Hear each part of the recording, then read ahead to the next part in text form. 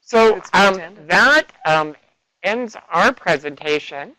Thank you, everyone. We're quite happy, Angela, to take questions from the audience. And I know that you've got several already lined up. Yes. So we'll let you go ahead.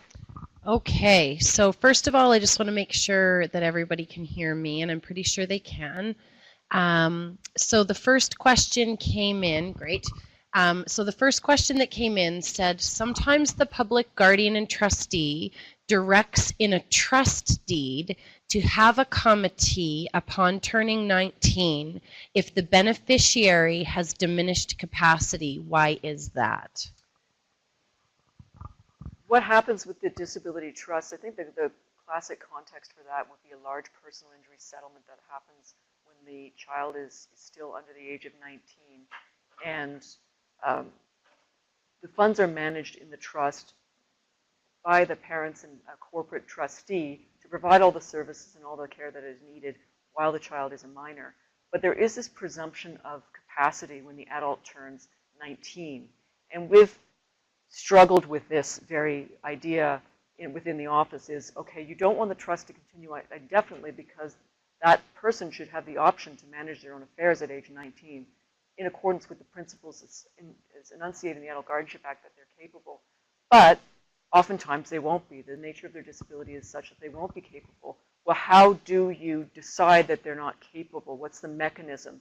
And there isn't really a mechanism to go into court and say, court, just make a declaration in the absence of it being a comity type of declaration under the Patients Property Act. But it does create some issues around that. So the requirement is really about the person turning 19 and it being established that it's appropriate for the trust to continue on past their age of 19.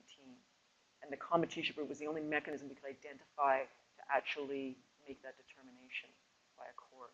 Yeah, and it's a common question, and Sarah and I we've dealt with this topic on a number of occasions now, and you know, it's a challenge. I know there's frustration in the community, but I think, you know, it's that presumption that we can't deem a minor to be incapable when they're a minor. We need to give them that opportunity to take on responsibility, and I think that mechanism is there as a method to enable that individual when they become of age. Because again, as we talked about earlier in the presentation, there's a presumption of capability at the age of 19, and so you know, that's, I think, the common vehicle there is to give options to that person who was a minor, perhaps at the time of that personal injury settlement, and now they're at the age of 19. Let's give them another opportunity to demonstrate that perhaps, you know, there is some ability to make decisions. Okay, so the next question is, does a Section 7 versus a comiteeship, or I guess the question is, does a Section 7 or a comiteeship impact the disability tax credit eligibility? That is a really good question. and it's something that's come up. The disability tax credit is a federal credit, of course, that has a very significant test that the federal government applies. And as many families with disabled members know, the test federally can be quite distinct from the test for provincial disability benefits. And I think the relevance of that disability tax credit is that, and I think we're referring to the qualified disability trust criteria that's recently come out in the last 2 years, which now states that a discretionary testamentary trust, and I'm sorry if I'm using language that folks don't understand. That was the previous 2 webinars, so go back to those. You can go back and look at understand those that versions. and so the new qualified disability tax rules suggest that an individual must qualify for the disability tax credit, to enable that person, that beneficiary with a disability to take the benefits of marginal rates of tax. That's the key element here. But there is a requirement that both the trustee of the trust as well as the disabled beneficiary receiving the disability tax credit must be able to elect which trust on an annual basis will receive the benefit of that marginal rate. And so the question that has come up is that what if that person with a disability does not have capacity, or they have a diminished capacity and they cannot elect? Then how are they to elect for the disability tax credit and therefore the lower marginal rate? And so, and I've sought guidance from Revenue Canada on this, and I've not heard, but there is a theory that a Section 7 representation agreement vis-a-vis a representative could enable a representative to assist in electing that trust through the disability tax credit on an annual basis. Have you had that on the comiteeship? Your thoughts on that? I mean, I would presume as well that as a committee of a state, you would have that ability to elect.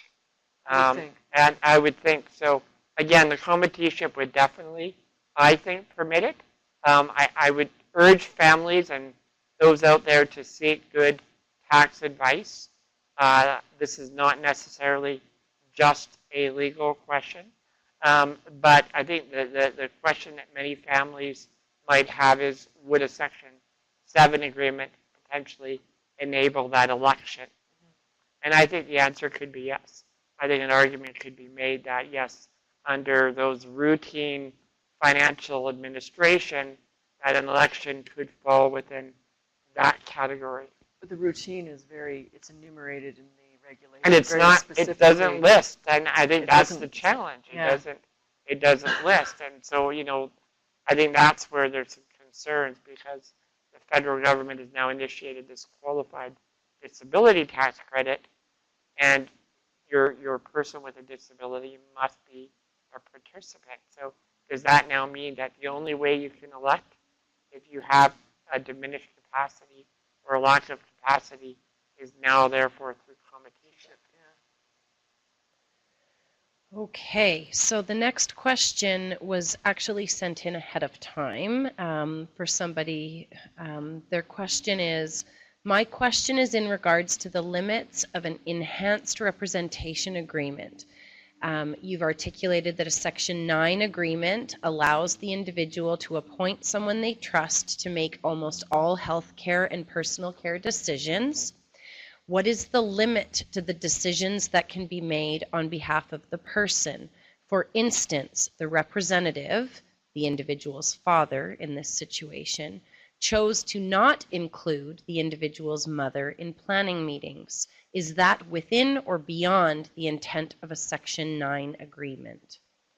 So the Section 9 agreement is really intended for, again, at the forefront about supportive decision making. And so the involvement of a representative is that individual is chosen to engage in supporting decision making of the adult. And again, I think it's really important to recognize that there is, even with a Section 9 agreement, there is always a presumption that the adult is still capable of engaging. And so if there is that ability of the adult to engage, they still are there to make decisions.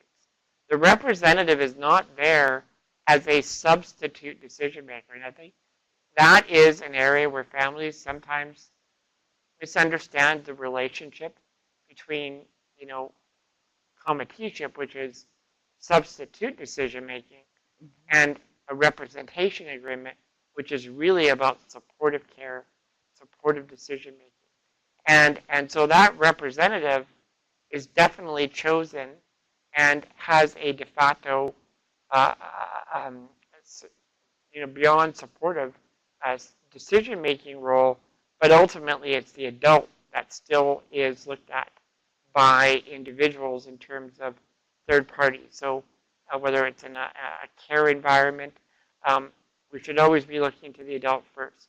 What is their wish? What are their last known wishes? Not letting the representative presume that now they're making all the decisions.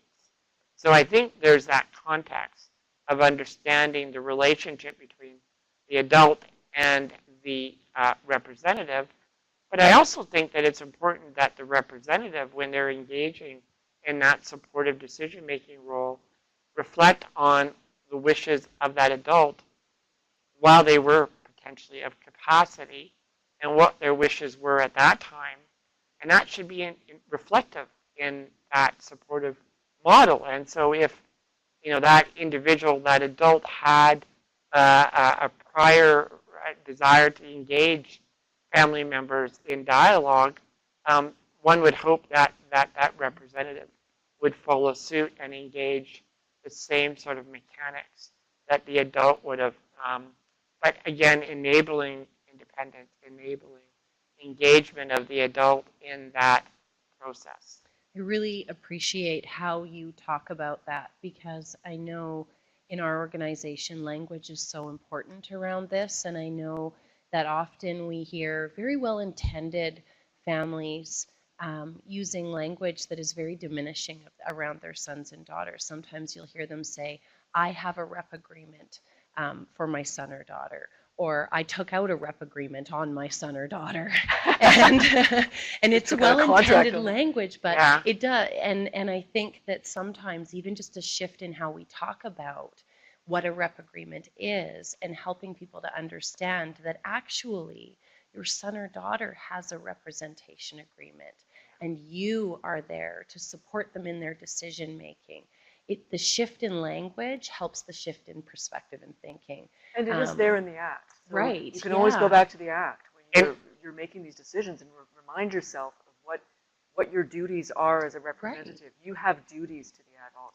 So you have to be cognizant of that. Yeah. This is certainly a source of referral to our office. That a representative may not be complying with their duties. Right. Especially in a contentious family situation. And it's a very delicate, these situations can be very delicate, but I think the key is to go back to what your duties are. Not what your rights are as representative, but what your duties are on behalf of the adult. Of course. The representation agreement also has certificates that are attached upon the execution, and we have the individual representatives sign a document that effectively outlines all their duties. So when they sign that representation agreement, or they sign the declarations, they actually get a list of those requirements. And it's always important. I always encourage families to review those as well to understand what this means. And you're absolutely right. There's this misconception that somehow a Section 9 or even a Section 7, for that matter, a representation agreement, necessitates a lack of now autonomy or the ability to engage in decision making. And I've heard that as well, Angela. Yeah. Families have said to me, I thought we were creating a representation agreement that enabled me to take on this responsibility. But my son or daughter now says, I don't want to listen to that. I want to follow what my beliefs are. And so you've got to educate. And I think that's, the intention here is to provide some foundation of knowledge, hopefully for families, that will enable them to ensure that their children, their family members, continue to have a good life in our community. Let me just see if there is another very long question here, and although respectfully someone else tried to answer it and very likely answered it correctly, I'm still going to respectfully ask the question just to make sure that we get the answer that she needs. So my family has been in the midst of a Comity of the Person application for over 2 years since the family member turned 19. The application, as as the family has received a settlement via an ICBC settlement. The challenge has been accessing medical doctor available and willing to complete the competency requirement. We were unaware until recently that there is also a comity of property which seems less rigorous. I'm not sure there's a question there.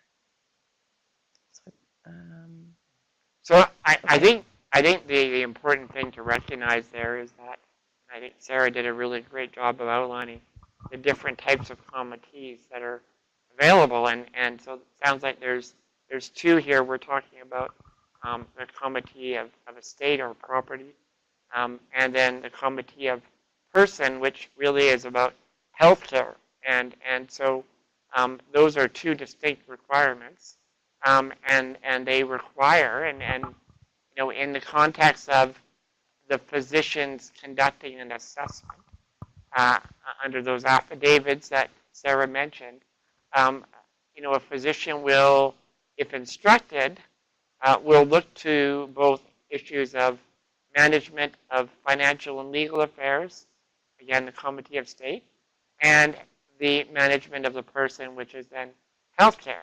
And so it may be that the application is one or the other, or it may be both. Mm-hmm. But it will depend on the individual.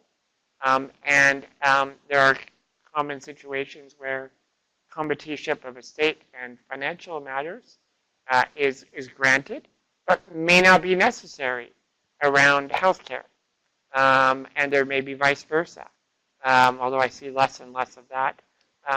Your thoughts, Sarah? Yeah, I think it's common to have a comity of estate without having a comity of person, because to have a comity of person, you have to be incapable of managing your personal and healthcare decisions. And personal decisions include things like being able to cook or being able to, the classic is get help in the case of emergency. Financial is a little bit different. It could be that your mortgage is in arrears, that the person's become flustered in terms of bill payment and managing their assets, which is, that happens early. Certainly, I'm thinking in the context of dementia-related illnesses, that happens usually first, is that you can't pay bills or you're confused by your mail, but you're living at home and you're managing at home. You get yourself dressed in the morning, you go out, maybe go out and have a cup of coffee every day. And so in terms of your day-to-day and shopping, you can do that. It's just the issue around investments and bill payments and selling your real property where you become confused. So there are different tests of capacity. Right.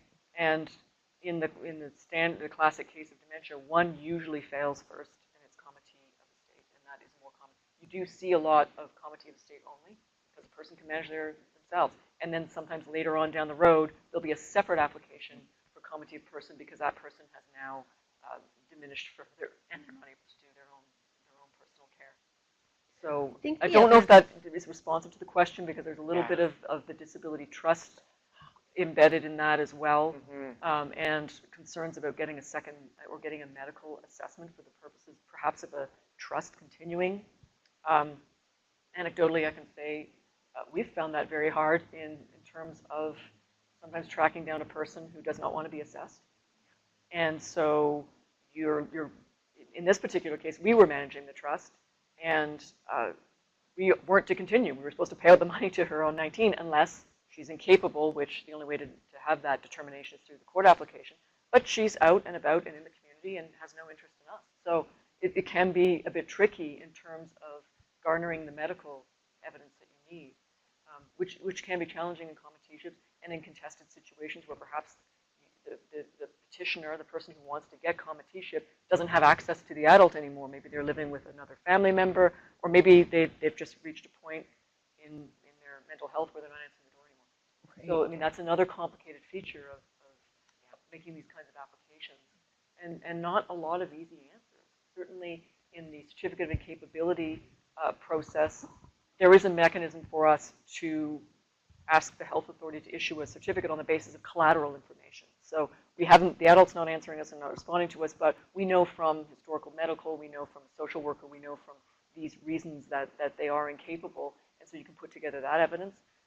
Our Patients' Property Act, again, is an older piece of legislation, and there is very narrow grounds to get a medical opinion ordered. And I won't sort of go into the Right. case law around that, but it's not a great tool in terms of securing cooperation of the adult in getting a medical assessment. Yeah.